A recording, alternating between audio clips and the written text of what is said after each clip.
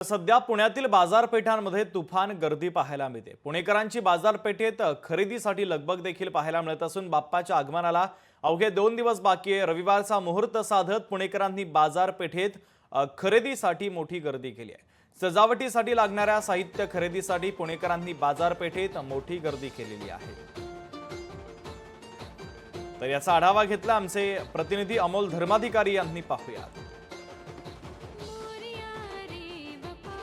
बाप्पाच्या आगमनाला 2 दिवस राहिलेले आहेत। पावसाने विश्रांती घेतलेली आहे आणि दुसरीकडे आज रविवार आहे आणि गणपती बाप्पाच्या आगमनाच्या आधीचा हा रविवार आहे आणि त्यामुळे बाजारपेठांमध्ये गणपती बाप्पाच्या स्वागतासाठी जे साहित्य लागतं, फुलं लागतात, ते घेण्यासाठी पुणेकरांनी आता एकच गर्दी केलेली आहे। हे दृश्य आपण पाहतोय, मंडईतलं हे दृश्य आहे ज्याच्यामध्ये वेगवेगळं साहित्य बाप्पाच्या सजावटीसाठी जे लागतं ते घेण्यासाठी नागरिकांनी मोठी गर्दी केलेली आहे।